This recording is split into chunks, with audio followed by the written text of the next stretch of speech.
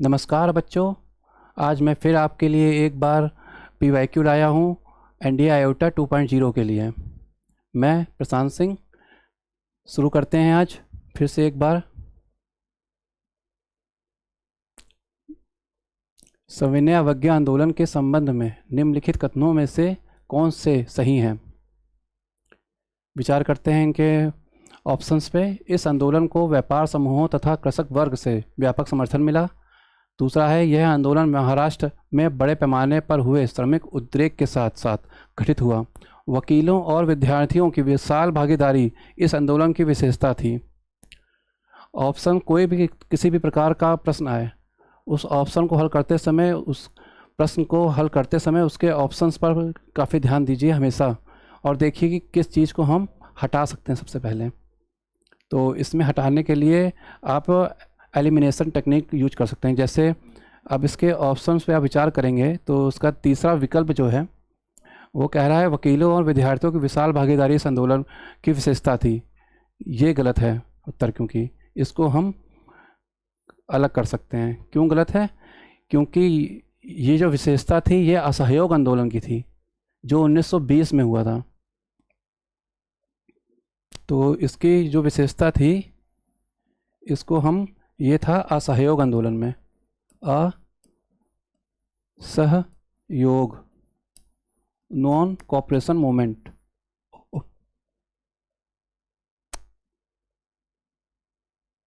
एक मिनट बस। असहयोग आंदोलन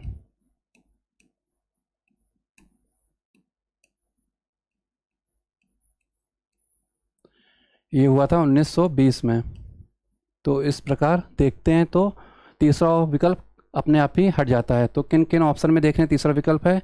सी में सिर्फ है, और ये सभी। तो ये ना ये सभी होगा और ना सी होगा। अब आपके पास पहला बचा और बी बचा। अब आपके पास 50-50 ऑप्शन हैं। अब दूसरे पे विचार करते हैं। यह आंदोलन महाराष्ट्र में बड़े पैमाने पर हुए श्रमिक उद्रेक के साथ हुआ था, घटित हुआ था? नहीं, ये ऑप्शन भी नहीं है। क्यों? क्योंकि ये जो आंदोलन था ये सविनय अवज्ञा आंदोलन का एक रूप था, तो इसलिए ये भी नहीं होगा। तो इसका उत्तर जो होगा हमारा ए होगा। इस आंदोलन को व्यापार समूहों तथा कृषक वर्ग से व्यापक समर्थन मिला। सविनय अवज्ञा आंदोलन कब हुआ, ये महत्वपूर्ण है यहाँ पे। तो सविनय अवज्ञा आंदोलन जो था वो हुआ था 1930 में। तो ये भी लिख लीजिए चाहे तो आप, सविनय अवज्ञा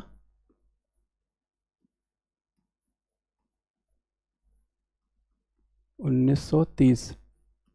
इस आंदोलन की खासियत भी थी, ये 2 बार स्टार्ट हुआ और 2 बार स्थगित हुआ। तो 1930 में चालू हुआ, फिर 31 में रुका, और फिर 1932 में चालू हुआ। तो 30-32 में ये शुरू हुआ, और 31 और 34 में ये स्थगित हुआ, और 34 में ही अंतिम रूप से ये वापस भी ले लिया गया। आगे बढ़ते हैं। दूसरा प्रश्न है, राज्य अपहरण नीति एक ऐसी नीति थी जिसका उद्देश्य था। राज्य अपहरण नीति तो आप समझ रहे होंगे,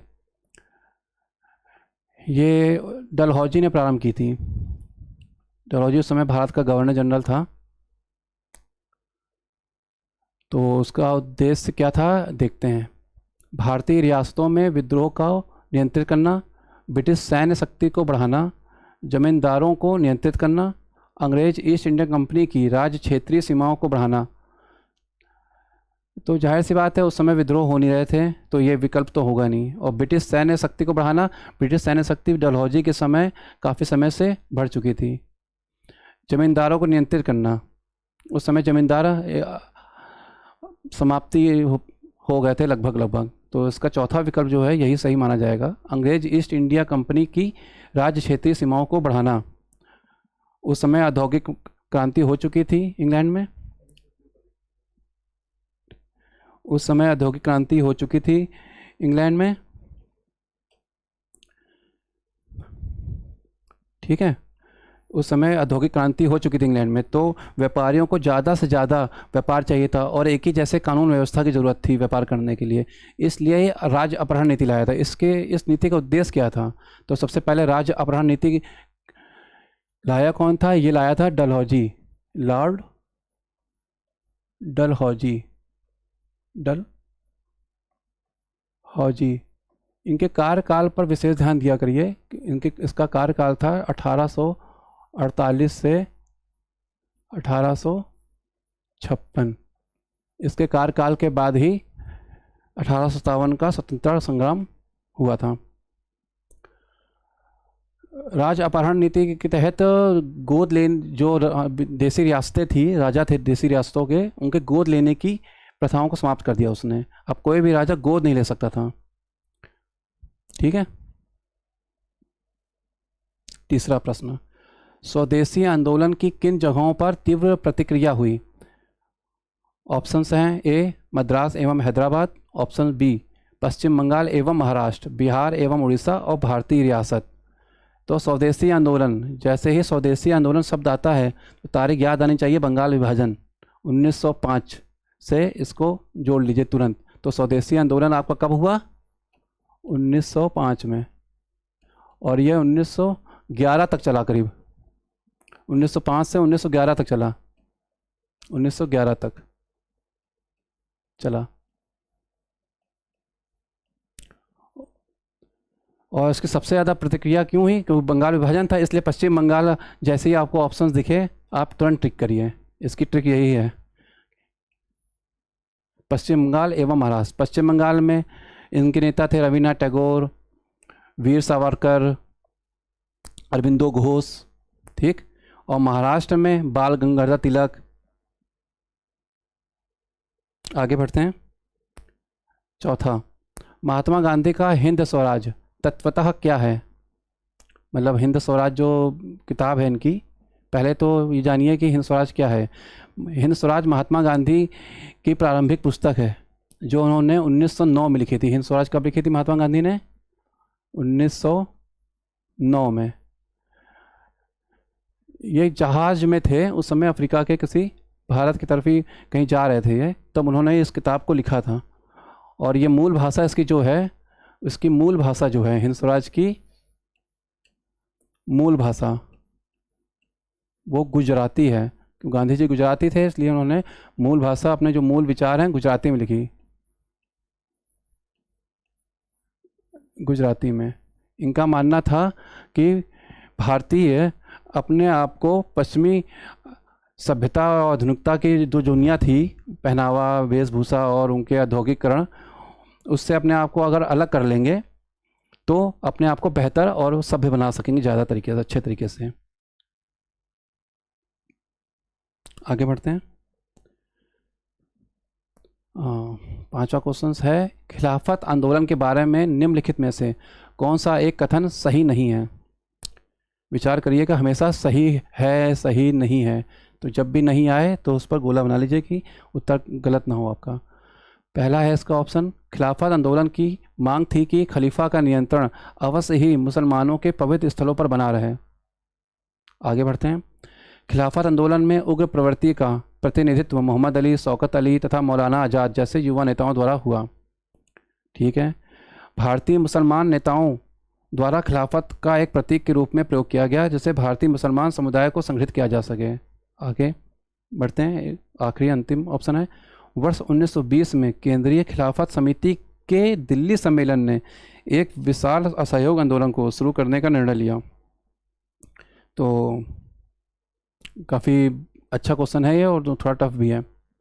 तो पहला है कि खिलाफत आंदोलन की मांग थी कि खलीफा का नियंत्रण अवश्य ही मुसलमानों के पवित्र स्थलों पर बना रहे। हाँ, सही है, ये सही है। बी ऑप्शन भी सही है इसका। खिलाफत आंदोलन का जो नेतृत्व है मोहम्मद अली, शौकत अली और मौलाना आज़ाद जैसे नेताओं, युवा नेताओं ने किया। मौलाना आज़ाद, अब्दुल मौलाना आज़ाद जो थे, सर्वाधिक समय तक कांग्रेस के अध्यक्ष भी यही थे और सबसे कम उम्र में कांग्रेस के अध्यक्ष बनने वाले भी मौलाना आज़ाद ही थे और स्वतंत्र भारत के शिक्षा मंत्री भी मौलाना आज़ाद ही थे। और तीसरा तो सीधा ही सही सही है कि प्रतीक के रूप में प्रयोग किया गया है जिसे भारतीय मुसलमान समुदाय को संरक्षित किया जा सके। ठीक है। अंतिम ऑप्शन इसका गलत है। क्यों गलत है? क्योंकि 1920 में जो केंद्रीय खिलाफत समिति का सम्मेलन हुआ था वो दिल्ली में नहीं हुआ था, वो हुआ था इलाहाबाद में, जो वर्तमान में प्रयागराज के नाम से जाना जाता है। तो ये दिल्ली में नहीं है, तो ये दिल्ली में नहीं, ये था, इसको उसी समय के हिसाब से प्रयागराज ना करिए, इसको इलाहाबाद ही रखिए।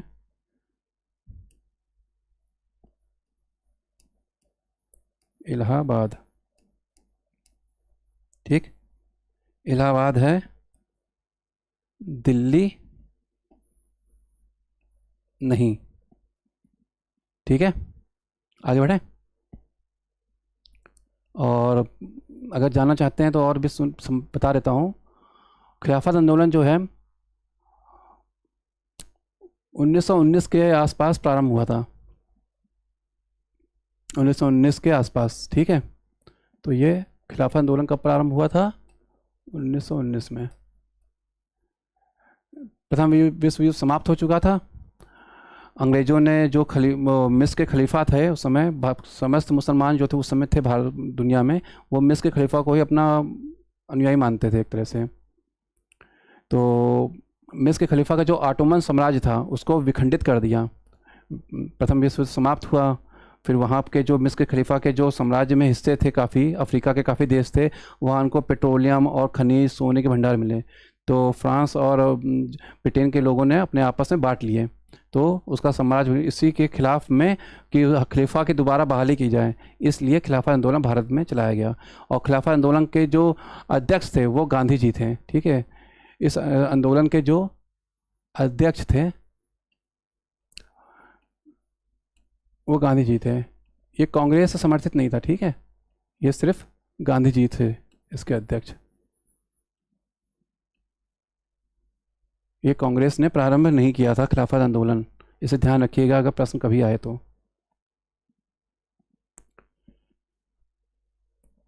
छठा क्वेश्चन है, चटगांव समूह के बारे में निम्नलिखित में से कौन सा कथन सही नहीं है? चटगांव समूह, पहले तो पता होना चाहिए चटगांव कहाँ है। ये उस समय तत्कालीन भारत में था, बांग्लादेश में। आज के चटगांव है एक गांव, वहाँ की कहानी है। चटगांव गणेश घोष, लोकनाथ बाउल है ये। ठीक है, बाल नहीं है, लोकनाथ बाउल, अनंत सिंह सहित बड़ी संख्या में युवाओं ने इसकी सदस्यता ग्रहण की थी। इसके नेता सूर्यसेन समूह में जुड़ने से पहले ढाका में वकील थे। सूर्यसेन और उनका समूह चटगांव में कांग्रेस के कार्य से निकटता से जुड़े थे। ठीक है, इस समूह ने चटगांव में शस्त्रागारों पर अधिकार करने की एक कार्य योजना बनाई थी। तो क्या सही नहीं है? तो हमेशा की तरह सही नहीं पे गोला बनाया और उत्तर देखा। तो चटगांव शस्त्रागार लूट की एक योजना हुई थी 1930 में। ठीक है, तो चटगांव शस्त्रागार, इसको नोट कर लीजिएगा। चटगांव, एक मिनट,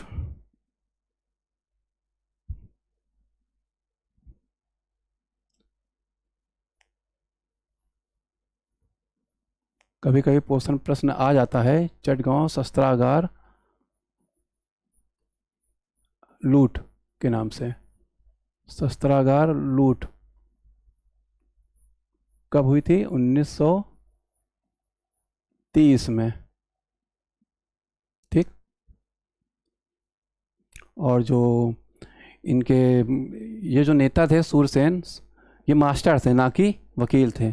तो वकील नहीं थे सूरसेन,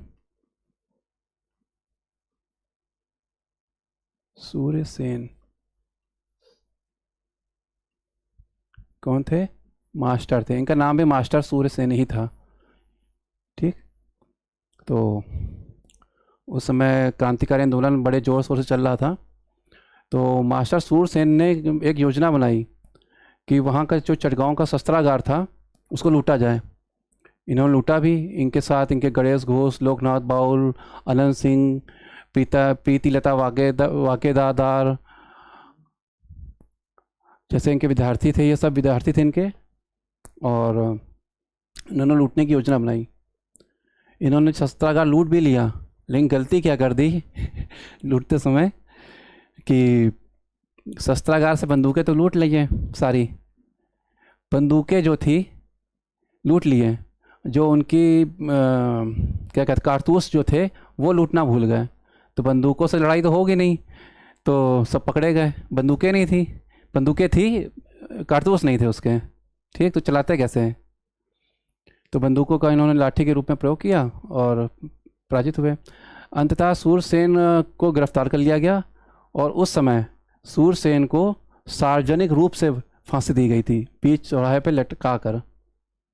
मास्टर थे, और जो इनके प्रीति लता जो थी प्रीति लता वादेदार थी जो, और तेगरा बल थी, तेगरा बल एक इनकी विद्यार्थी थी, तेगरा बल, तेगरा बल नाम था उनका, ये शहीद हो गई थी। तो कभी तेगरा बल नाम आए तो ध्यान रखिएगा कि इन्हीं की शिष्या थी, ये शहीद हो गई थी। और जो प्रीति लता थी उन्होंने उन्होंने आत्महत्या कर ली थी। प्रीति लता, जो प्रीति लता थी उन्होंने क्या किया था, आत्महत्या कर ली थी।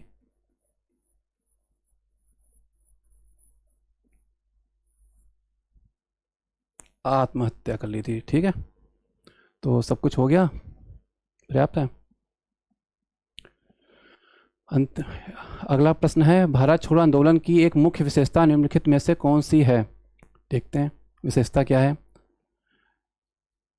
विशेषता कौन सी है, विशेषता कौन सी नहीं है, इन सब चीज़ों पे ज़्यादा जोर दिया करिए। इन आंदोलन में स्त्रियों ने प्रमुख भूमिका नहीं निभाई। आंदोलन के दौरान महाराष्ट्र में नासिक एक महत्वपूर्ण क्षेत्रीय आधार था। यह जमींदार विरोधी हिंसा के रूप में चिन्हित था। भारत के विभिन्न भागों में यह समानांतर सरकारों के उभार के रूप में चिन्हित था। तो कौन सी विशेषता है? तो इसका उत्तर होगा डी। क्यों होगा बताते हैं अभी। पहले तो भारत छोड़ो आंदोलन कब प्रारंभ हुआ? अगस्त 1942 में। भारत छोड़ो आंदोलन को एक और नाम से पुकारा जाता है, अगस्त क्रांति के नाम से भी, इसलिए भारत छोड़ो आंदोलन का नाम एक नाम भी है अगस्त क्रांति। तो इसे हम लोग रखते हैं, ये है इंडिया क्विट मूवमेंट, ठीक है। जो मूवमेंट है इसका एक अन्य नाम है, इसका एक अन्य नाम भी है, ठीक है, अन्य नाम है, अन्य नाम, ठीक है, अन्य नाम है इसका अगस्त क्रांति। ये कब हुआ था? 1942 में, अगस्त क्रांति, ठीक है। अगस्त 1942 में हुआ था, इसलिए अगस्त क्रांति नाम दिया गया। और इस आंदोलन की सबसे बड़ी खासियत यह थी, जिससे यह तीनों आंसर गलत हो जाएंगे अपने आप ही। सबसे बड़ी खासियत थी कि सभी बड़े नेताओं को 0 आवर के तहत गिरफ्तार कर लिया गया था। एक अंग्रेज़ों ने 0 आवर एक चलाया ऑपरेशन, रात को 12 बजे सभी बड़े नेताओं को गिरफ्तार कर लिया गया। गांधी जी को, नेहरू जी को अहमदनगर फोर्ट जेल में रखा गया था, इंपॉर्टेंट है यहाँ पे। नेताओं को गिरफ्तार किया गया, और नेहरू जी को, जो नेहरू जी थे, नेहरू जी को कहाँ रखा गया था? अहमदनगर में, जेल में, अहमदनगर, ठीक है, जेल में। यही इन्होंने डिस्कवरी ऑफ इंडिया की रचना भी की थी। और बस, हाँ, इसमें महत्वपूर्ण एक चीज़ है, समानांतर सरकार। कभी कभी क्वेश्चन आता है कहाँ कहाँ समानांतर सरकारें गठित की गई थी। तो सबसे पहले जो समानांतर सरकार गठित हुई थी भारत छोड़ो आंदोलन के दौरान, वो हुई थी बलिया में। बलिया उत्तर प्रदेश में है, बलिया, ठीक, यूपी में है, ठीक है। इसको गठित किया था चित्तू पांडे, ठीक है, चित्तू पांडे, ठीक। सबसे पहले गठित हुई थी, याद रखिएगा, सबसे पहले लिख देता हूँ,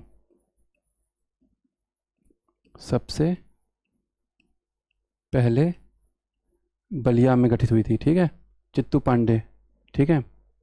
महाराष्ट्र में गठित हुई थी महाराष्ट्र में भी गठित हुई थी समता सरकार, महाराष्ट्र में भी थी एक, महाराष्ट्र में भी थी, ठीक है।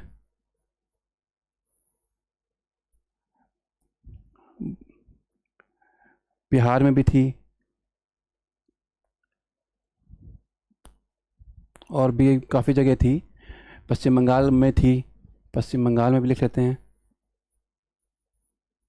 पश्चिम बंगाल में, पश्चिम बंगाल में समांतर सरकार गठित हुई थी। उसके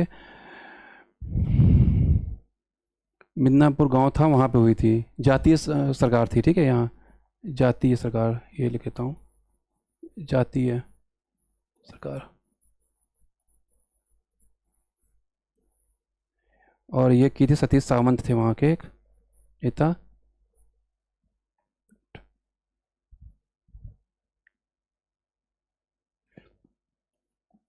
पश्चिम बंगाल में जो गठित हुई थी वो थे सतीश सावंत, ठीक। आगे बढ़ते हैं, नोट कर लिया होगा आपने, ठीक है। अगला प्रश्न है, निम्नलिखित में से क्या लॉर्ड वेलेस्ली की सहायक संधि की एक विशेषता नहीं थी? किसी बाहरी खतरे से संधिबद्ध राज्य की सुरक्षा के लिए ब्रिटिश जिम्मेदार थे। संधिबद्ध राज्य को ब्रिटिश शासन के सहयोग के बिना सभी आंतरिक खतरों से अकेले निपटना होता था। संधिबद्ध राज्य को उसके क्षेत्र में स्थित ब्रिटिश सैन्य दल की आवश्यकताओं के लिए संसाधन उपलब्ध करवाने होते थे। बिना ब्रिटिश शासन की अनुमति के संधिबद्ध राज्य किसी दूसरे राज्य से कोई समझौता नहीं कर सकता था। पहले बताया था कि हमेशा विचार करिएगा, इसमें जितने भी आपके एनडीए के एग्ज़ाम हों उसमें आप किसी भी सब्जेक्ट में देख लीजिए, चाहे वो राज्य व्यवस्था वाला विषय हो, चाहे ज्योग्राफी हो आपकी, चाहे साइंस हो, उसमें अधिकतर में ये नहीं जरूर पूछा गया होगा विशेषता थी, विशेषता नहीं थी। तो जब नहीं थी होती है तो लोग विशेषता है करके गलत उत्तर कराते हैं, तो इस पर ध्यान रखिएगा। तो विशेषता नहीं थी, तो सहायक संधि वेलेस्ली, तो वेलेस्ली एक तो महत्वपूर्ण है यहाँ पे, तो इनका कार्यकाल पहले याद होना चाहिए आपको।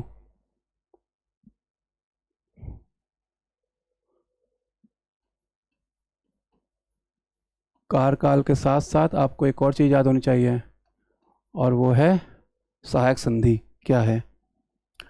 सहायक संधि सिंपल सी चीज़ थी, कहानी की तरह समझ लेते हैं। इसने एक व्यवस्था बनाई सहायक संधि में कि वहाँ के जो राजाओं थे उनके दो राज्य जो थे, दो राज्यों के बीच का क्षेत्र उसने अपनी सेना के ले लिया और इनसे वादा किया कि आपको कोई भी परेशानी होगी राजाओं से, जो रियासतें थी वहाँ की देसी रियासतें, हम सहयोग करेंगे। आप हमको एक भूखंड, एक ज़मीन उपलब्ध करा दीजिए, और हमको सेना स्थापित करने के लिए उनके पैसों से ही सेना स्थापित की इसने, और उनको मूर्ख बना के दो राज्यों के बीच में अपनी सेना स्थापित कर ली, और कभी भी ये आपस में युद्ध ना कर पाएँ या फिर कुछ संधि ना कर सकें, ऐसी व्यवस्था से बनाई। ऐसा कह सकते हैं कि देसी रियासतों ने अपनी स्वतंत्रता को बेचकर ही आज़ादी खरीदी, ठीक है। तो इसका उत्तर होगा हमारा डी, बिना ब्रिटिश शासन, नहीं डी नहीं होगा इसका उत्तर, सॉरी, इसका उत्तर होगा बी, एक मिनट, इसका उत्तर होगा बी। संधिबद्ध राज्य को ब्रिटिश शासन के सहयोग के बिना सभी आंतरिक खतरों के अकेले निपटना होता था। अकेले क्यों निपटना होता था? जब वो देगा सहयोग, आप अकेले कभी नहीं निपट सकते थे, ठीक है। अकेले, ये अकेले ही गलत है, ठीक है, अकेले नहीं निपटते थे, सभी साथ में। और उस संधि में एक उसने ये शर्त रखी कि सभी देसी रियासतों में एक रेजिडेंट नियुक्त किया जाएगा, अंग्रेज, जो था तो सिर्फ नाम मात्र का, लेकिन दखल पर्याप्त देता था। जो राज्य के अंदर हो रहा था वो सारी सूचना ब्रिटिश सरकार को या फिर वेलेस्ली को देता था, वो वहाँ के गवर्नर को। ठीक।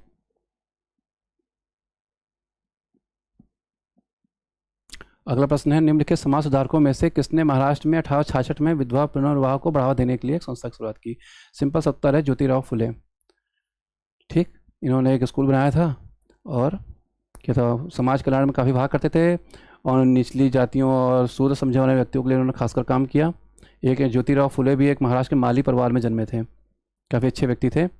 1873 में ही इन्होंने 1873 में इन्होंने क्या किया था, सत्यशोधक समाज की स्थापना की थी, ठीक है। ज्योतिराव फुले ने किसकी स्थापना की थी? सत्यशोधक।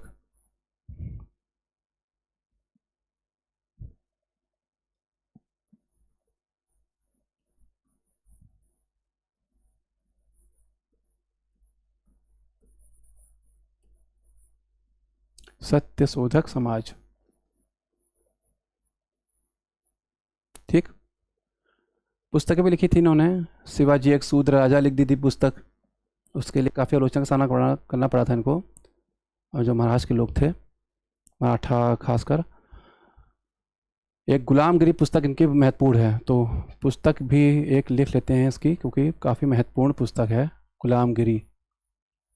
कभी कभी पूछ लेते हैं गुलामगिरी किसकी पुस्तक है। गुलामगिरी।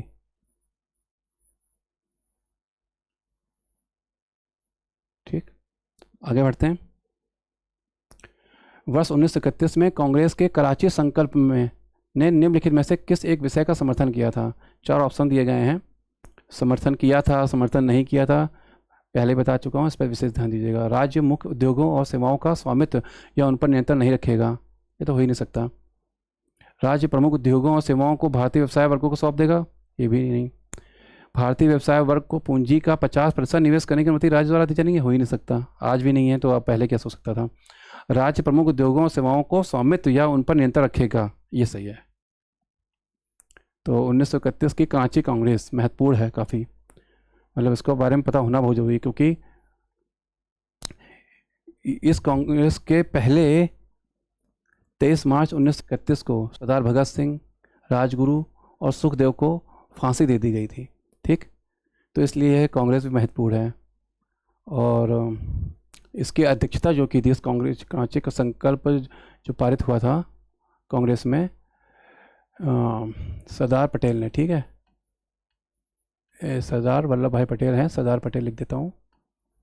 ठीक, सरदार पटेल उसके अध्यक्ष थे, सरदार पटेल अध्यक्ष थे।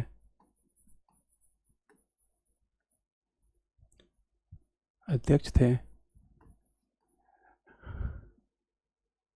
और इसी कांग्रेस में पूर्ण स्वराज का प्रस्ताव रखा गया था। ठीक है, ये भी इम्पोर्टेंट है, पूर्ण स्वराज का प्रस्ताव रखा गया था। पूर्ण स्वराज, स्वराज का प्रस्ताव रखा गया। ठीक, इस कांग्रेस के में एक महत्वपूर्ण गांधी जी ने नारा दिया था। गांधी जी उस समय सविनय अवज्ञा आंदोलन चल ही रहा था, और ये आए थे वापस कहाँ से, ब्रिटेन से, तो काफ़ी इनको सामना करना पड़ा आलोचनाओं का, क्योंकि भगत सिंह की फांसी से काफ़ी लोग गुद्र थे। तो इन्होंने कहा गांधी मर सकता है परंतु गांधीवाद नहीं।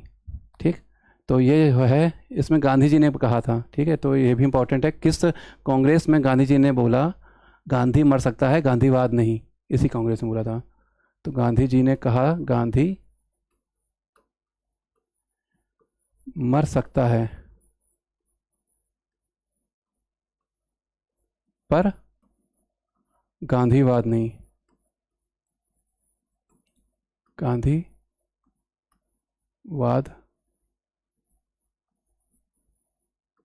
नहीं। ठीक, आगे चलें।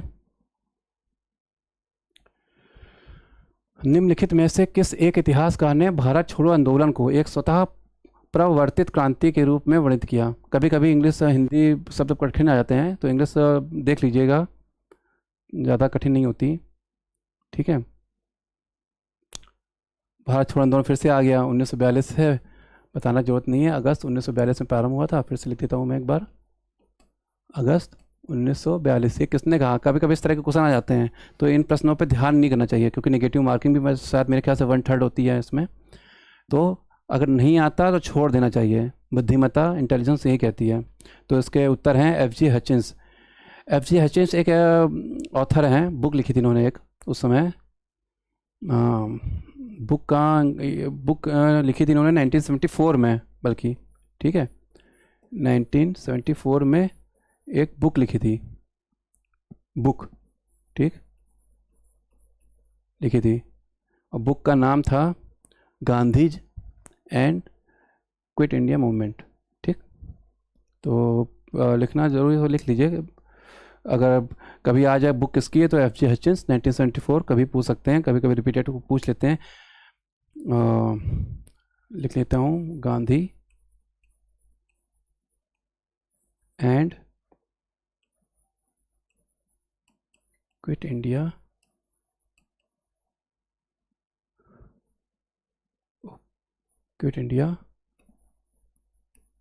मूवमेंट। ठीक है, ठीक। एफ.जे. हचिंस, सिंपल चीज़ थी। किस वायसराय ने कहा, जैसे ये क्वेश्चन है, किस वायसराय ने कहा कि अगर गांधी ना होता तो यह दुनिया वाकई में बहुत खूबसूरत होती, हो सकता है खूबसूरत होती?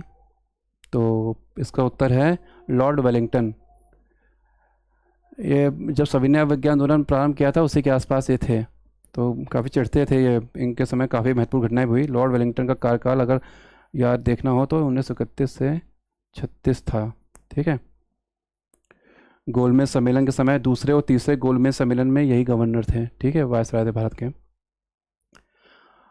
लॉर्ड इरविन के समय भगत सिंह को फांसी दी गई थी। ठीक है, लॉर्ड वेलिंगटन के पहले लॉर्ड इरविन थे। ठीक है, लॉर्ड इरविन थे 24-25 के 31 के आसपास। लॉर्ड वेवेल, लॉर्ड माउंटबेटन आज़ाद भारत के गवर्नर जनरल थे। आज़ाद, जब भारत को आज़ादी मिली तो आज़ादी के समय गवर्नर जनरल यही थे। ठीक है, आज़ादी के समय गवर्नर जनरल थे ये समझ लेते हैं एक तरह से। आज़ादी के समय लिख देता हूँ, आज़ादी के समय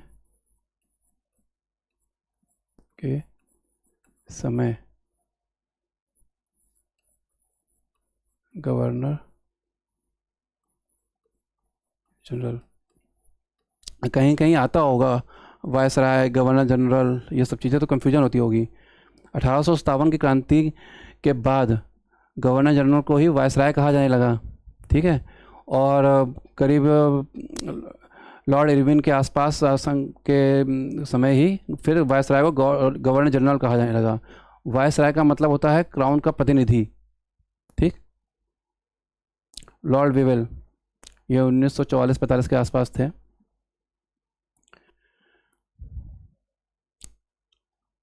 निम्नलिखित में से किसकी मृत्यु निर्वासन, देश निकाला से हुई? देश निकाला तो नहीं कहना चाहिए, लेकिन बहादुर शाह जफर हैं, ये अंतिम मुगल सम्राट थे। बहादुर शाह जफर, काफ़ी अच्छा शायर भी इन्होंने लिखा था। इनकी मृत्यु जो हुई थी रंगून में हुई थी। रंगून कहाँ है? म्यांमार में है, पहले भारत में था। ठीक है, तो देश निकाला तो कैसे कह सकते हैं, हम तो समझ ही नहीं पाते। ठीक है, रंगून। ठीक है, रंगून में मृत्यु हुई थी। ठीक है,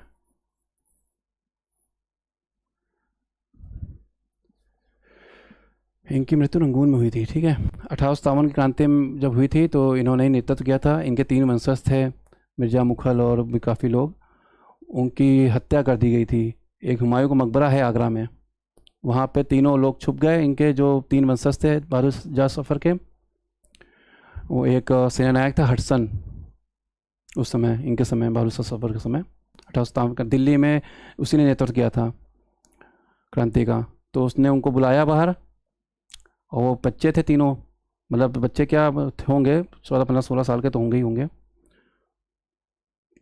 और उनसे बोला कि मारेंगे नहीं, बाहर आ जाओ।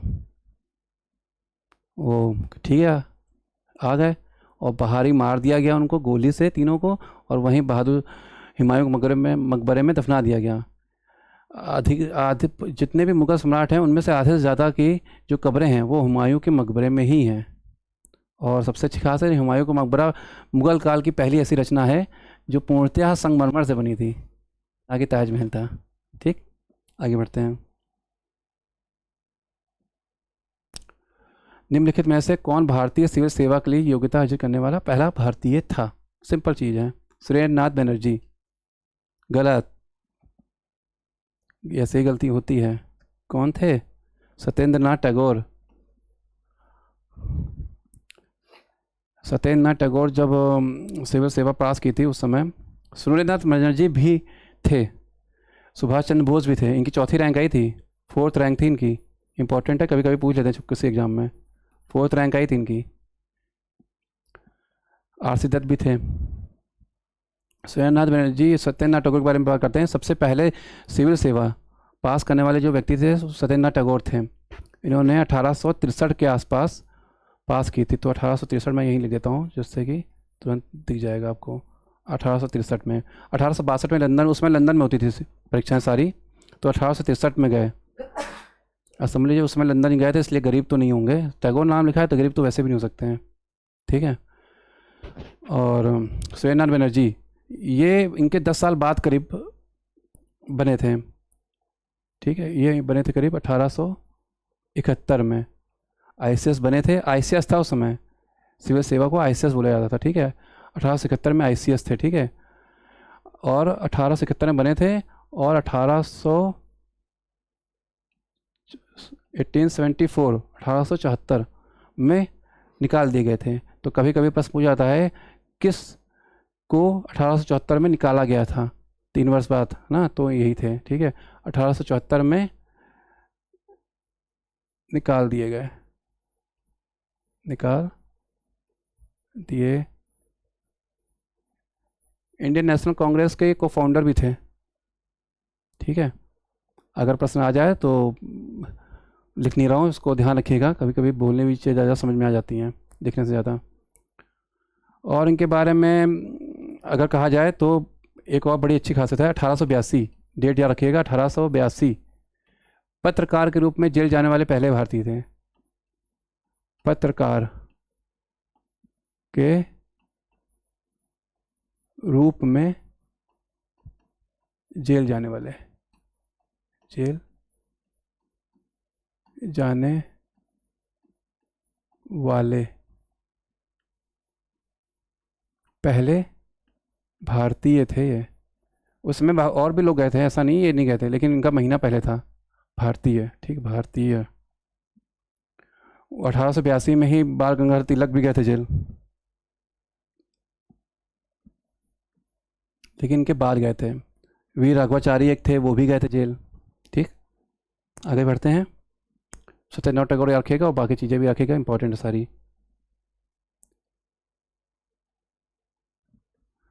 वेलेजली के शासनकाल में, अंतिम क्वेश्चन है, वेलेजली के शासन के संबंध में निम्नलिखित कथनों पर विचार कीजिए। तो 2 ऑप्शन दिए गए हैं। वेलेजली के शासन के 6 वर्षों में, 6 वर्ष थे 1798 से 1805, कंपनी के कुल व्यय का 42.5%, 42.5% जो पार्ट था सेना के लिए था, ठीक है, सही है। वेलेजली के प्रशासनिक उपाय कंपनी के मामलों तक सीमित थे और इनका भारतीय शासक परिवारों के व्यावसायिक और सैन्य मामलों से कोई लेना देना नहीं था। तो इनकी पहली लाइन तो सही है कि कंपनी के मामलों तक सीमित है, लेकिन दूसरी लाइन गलत है। वेलेजली है नाम जैसे ही दिमाग में आएगा, हर पहली बात तो कोई भी अंग्रेज होगा उसका संबंध सभी शासकों से था, लेना देना सब कुछ था, अंग्रेजों ने किसी को कुछ नहीं छोड़ा। तो और सहायक संधि, अभी पिछले प्रश्नों में देखा कि सहायक संधि जो थी इसी ने शुरू की थी, तो एक उत्तर गलत। तो उत्तर सिर्फ केवल एक सही होगा, ठीक, केवल एक। वेलेजली ने एक फोर्ट विलियम कॉलेज की स्थापना भी की थी, ठीक है, कलकत्ता में। इसको याद रखिएगा, लिखता नहीं हूँ मैं इसको। और बाकी चीज़ें तैयार करते रहिए आप सभी। प्रश्न सभी हो गए हैं, सारे महत्वपूर्ण क्वेश्चन हैं 15, और पिछले 15 भी हैं कराए थे जो मैंने, उनको भी देखिए। और आगे वाले समय में भी और भी आएंगे क्वेश्चन, इनकी संख्या भी बढ़ेगी प्रश्नों की, और इनका जो तरीका है वो भी बढ़ेगा। हमेशा ऑप्शंस को ही ध्यान में रख के उत्तर दीजिए, सही है सही नहीं है इन पर भी ध्यान दीजिए। कभी कभी आता हुआ क्वेश्चन भी गलत हो जाता है, लगता देखने में बहुत सरल है लेकिन होता वाकई में बहुत कठिन है, ठीक। क्योंकि कहावत भी एक है, पोथी पढ़ पढ़ जग हुआ, पढ़ा ना पंडित होए, ढाई अक्षर प्रेम के, पढ़े सो पंडित होए। तो पोथी पढ़ पढ़ के कोई फ़ायदा नहीं है, चाहे जितनी किताबें पढ़ लीजिए, अगर आपके दिमाग में बात स्टोर नहीं हो रही। और इतिहास है, कहानी के माध्यम से स्टोर हो जाएगा, और भी चीज़ें लाएंगे और भी इंटरेस्ट आएगा इसमें पढ़ने में। अभी तो काफ़ी इतिहास बचा है, प्राचीन भारत है, एंसेंट हिस्ट्री है, मेडिवल हिस्ट्री है, मुगल काल है, अकबर है, अशोक हैं, इसको पढ़ेंगे, ठीक। तो धन्यवाद, फिर मिलते हैं आपसे। आशा है कि आप अपने एग्ज़ाम में लगे होंगे और अच्छे से तैयारी करिए, सितंबर आने ही वाला है कुछ समय में, ठीक। 40 दिन करीब करीब लगभग बच्चे हैं आपके पास, 38-39 दिन, इसलिए लगे रहिए। आर या पार। ठीक, ओके, धन्यवाद।